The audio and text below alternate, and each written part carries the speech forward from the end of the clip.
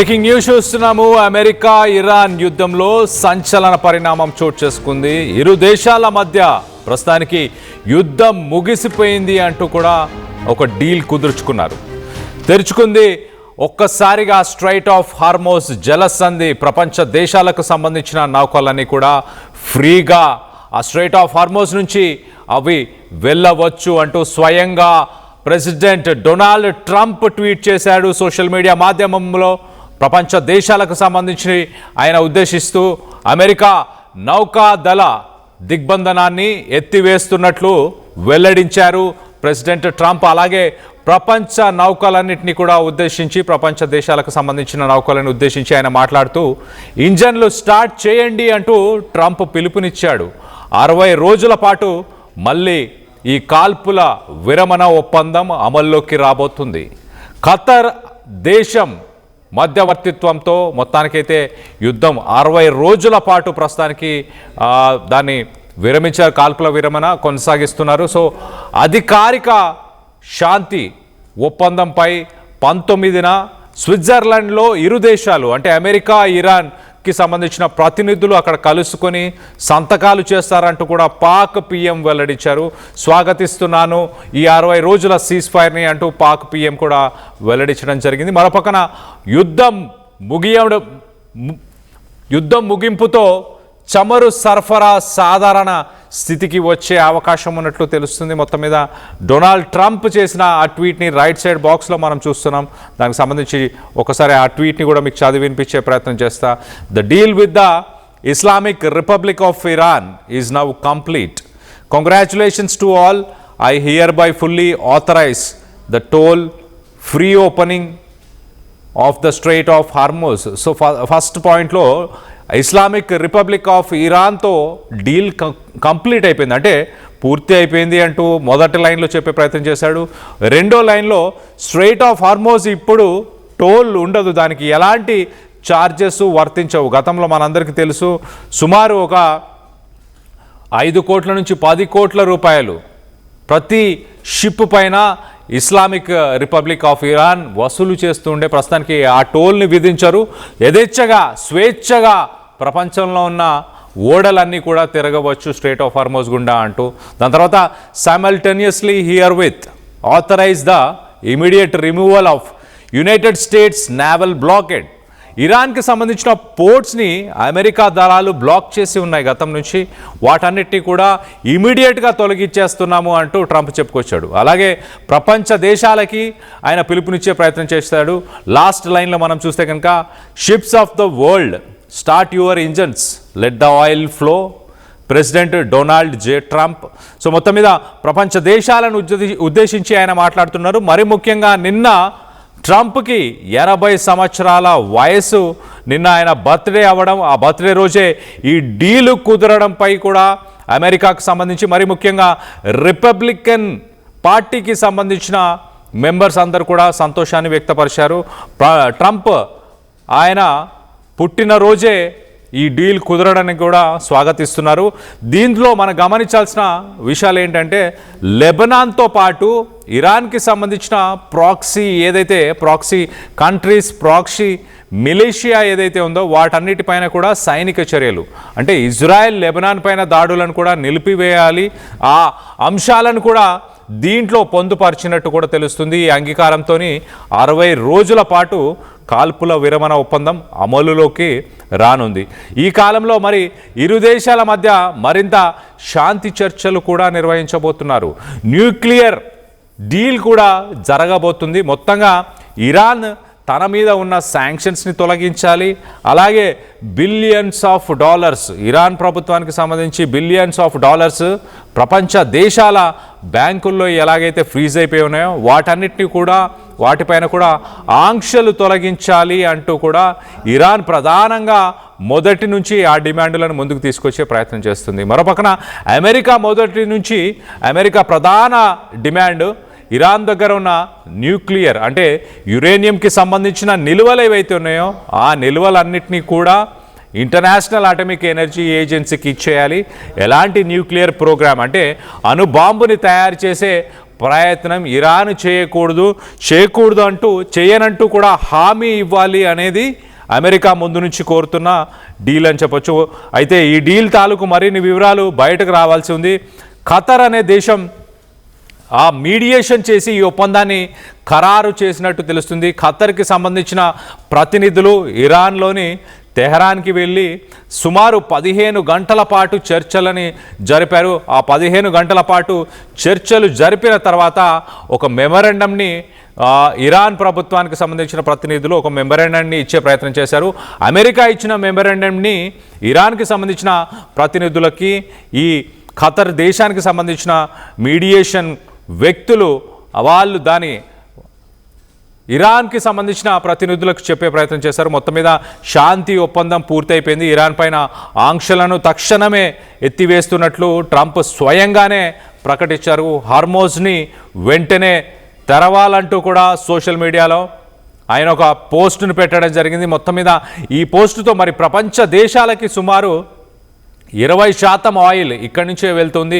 ఆ 20% ఆయిల్కి ప్రస్తుతానికి green signal వచ్చినట్టు చాలా క్లియర్గా తెలుస్తుంది. అలాగే ఎక్స్పోర్ట్స్ ఇంపోర్ట్స్ మరీ ముఖ్యంగా గల్ఫ్ దేశాలకు సంబంధించి ప్రపంచ దేశాలతో మరి ముఖ్యంగా భారత్తో ఎంతగానో ట్రేడ్ రిలేషన్స్ ఉన్నాయి. గల్ఫ్ కంట్రీస్కి ఇక్కడి నుంచి బాస్మతి రైస్ నుంచి మొదలు పెట్టుకుంటే మీట్ కావచ్చు, అలాగే ఇతర సరుకులు సామాన్లన్నీ కూడా ఇండియా నుంచే పంపిస్తుంటాం. అక్కడి నుంచి ఇండియా ఎక్కువ శాతం ఎల్పిజి, ఎల్ఎన్జి అలాగే ఆయిల్ని దిగుమతి చేస్తూ ఉంటారు. ఆ ఆయిల్ కొరత ఏర్పడి ప్రస్తుతానికి ఈ భారత్లో సుమారు 8 రూపాయలు పెట్రోల్ డీజిల్ పైన ధరలు పెరగడం మనం గమనిస్తున్నాం. ఆగస్టు నుంచి ఒక ఆర్థిక సంక్షోభం అనేది ప్రపంచ దేశాలని ముంచేయబోతుంది అంటూ ఒక పక్కన ఎకానమీకి సంబంధించిన అనలిస్టులు చెప్తున్న సమయంలో కొంత ఊరట లభించింది. ఇంటర్నేషనల్ మార్కెట్లో చమురు ధరలు కూడా ఒక్కసారిగా 3.4% చమురు ధరలు కూడా ఒక్కసారిగా తగ్గిపోయాయి. మరి రానున్న రోజుల్లో ఇంధనానికి సంబంధించి ఎలాంటి కొరత కూడా ఉండని పరిస్థితులు మరి చూడబోతున్నామా అంటే వేచి చూడాలి ఖచ్చితంగా. చర్చలు అయితే ప్రస్తుతానికి కుదిరాయి. ఇరాన్తో పాటు ఒక డీల్కి మేము వచ్చాము అంటూ ప్రెసిడెంట్ ట్రంప్ చెప్పుకొచ్చే ప్రయత్నం చేశారు. మరోపక్కన ఇరాన్ తరఫున ఆ దేశ సుప్రీం లీడర్ ఖమేనీ మార్గదర్శకత్వంలోనే ఈ డీల్ కుదిరినట్లు కూడా తెలుస్తుంది. చర్చలు విజయవంతం చేసిన ఖతర్కు ఇరు వర్గాలు కృతజ్ఞతలు కూడా తెలియజేశాయి. మరోపక్క పాకిస్తాన్ కూడా ఈ పరిణామాన్ని స్వాగతించింది. ఇరు దేశాలకు కూడా అభినందనలు తెలిపింది. ఈ నెల 19న స్విట్జర్లాండ్లో అమెరికా అలాగే ఇరాన్కి సంబంధించిన ప్రతినిధులు అధికారిక శాంతి ఒప్పందం పైన సంతకాలు చేయనున్నట్లు తెలుస్తుంది. ఈ నెల 19న ఒక్కసారి సంతకాలు చేసిన తర్వాత మరి ఇంకా ఒక డీల్ కన్ఫామ్ అని చెప్పొచ్చు. ఇప్పుడు ప్రస్తుతానికైతే ఇరు దేశాలకు సంబంధించిన వాళ్ళు డైరెక్ట్గా కలిసి సంతకాలు చేసుకోలేదు. 19న కలిసి ఆ డీల్ని పూర్తి చేయబోతున్నారు. ట్రంప్ పుట్టినరోజు సమయంలోనే మరి ఈ డీల్ కుదరడం విశేషం అంటూ కూడా అమెరికాకు సంబంధించిన ఫారెన్ మినిస్ట్రీకి సంబంధించి మార్కో రూబియో కూడా ఆయన కూడా మెన్షన్ చేయడం జరిగింది. మొత్తం మీద ఈ 3 నెలల యుద్ధం ఇరు దేశాలు అలాగే ఇరు దేశాలతో పాటు పలు దేశాలు అని చెప్పొచ్చు ప్రపంచం మొత్తంగా భారీ మూల్యాన్ని చెల్లించుకున్నాయి. ఇప్పటిదాకా అమెరికా వైమానిక దాడులు, క్షిపణి దాడులతో ఇరాన్లో పలు సైనిక స్థావరాలు అలాగే అక్కడ ఆయిల్ రిజర్వ్స్ ఏవైతున్నాయో వాటన్నిటిపైన అలాగే మౌలిక వసతుల పైన తీవ్రంగా ప్రభావితం చూపించాయి. మరోపక్కన హార్మోజ్లో అమెరికా బ్లాకేడ్ వల్ల ప్రపంచ దేశాలకు జరగాల్సిన ట్రేడ్ ఒక్కసారిగా ఆగిపోయింది, వాణిజ్యం ఒక్కసారిగా ఆగిపోయిందని చెప్పొచ్చు. మరోవైపు ఇరాన్ ప్రయోగించిన క్షిపణులు, డ్రోన్లు దాడుల కారణంగా అమెరికా సైనిక స్థావరాలు, గల్ఫ్ కంట్రీస్లో ఉన్న ఆ స్థావరాలన్నీ కూడా ఆయుధ సంపత్తి అంతా కూడా నాశనం అయిపోయింది. ఇరువైపులా తీవ్ర ఆర్థిక నష్టం కూడా వాటిల్లిందని చెప్పొచ్చు. ప్రతిరోజు సుమారు $5 బిలియన్ ఖర్చు అమెరికాకు వస్తున్న సమయం. మరోపక్కన ఇరాన్కి సంబంధించి ఆయిల్ రిజర్వ్స్, ఇరాన్కి సంబంధించిన పోర్ట్స్ వీటన్నిటిని కూడా అమెరికా ధ్వంసం చేసింది. గల్ఫ్ దేశాలకు సంబంధించి ఇంటర్నేషనల్ ఎయిర్పోర్ట్స్ కావచ్చు, ఖతర్లో కావచ్చు, యునైటెడ్ అరబ్ ఎమిరేట్స్ ఇలాంటి ప్రాంతాల్లో ఉన్న ఇంటర్నేషనల్ ఎయిర్పోర్ట్స్ అన్ని కూడా ధ్వంసం అయిపోయి యునైటెడ్ అరబ్ ఎమిరేట్స్ అలాగే ఖతర్ అలాగే గల్ఫ్ కంట్రీస్ అన్ని కూడా ఇన్వెస్ట్మెంట్స్కి సేఫ్ హ్యావెన్స్, అంటే మీరు ఇక్కడ ఇన్వెస్ట్ చేయొచ్చు అంటూ ప్రపంచ దేశాలకు సంబంధించిన కంపెనీస్కి వాళ్ళు గతంలో బ్రాండ్ చేసుకున్న ఆ ఇమేజ్ కూడా కొంత డ్యామేజ్ అయిందని చెప్పొచ్చు. అలాంటి డ్యామేజ్ని ఇటు గల్ఫ్ కంట్రీస్లో పాటు మరి ముఖ్యంగా ఇరాన్ నష్టపోయింది, అమెరికా నష్టపోయింది, ఇజ్రాయెల్ అండ్ ఎక్కువ మోతాదులో నష్టపోయింది లెబనాన్ అని చెప్పొచ్చు. సుమారు 3,000 నుంచి 4,000 మంది చనిపోయారు, 12 నుంచి 15 లక్షల మంది నిరాశ్రయులు అయిపోయారు, వాళ్ళ ఇళ్లని వదులుకొని వెళ్లాల్సిన పరిస్థితి.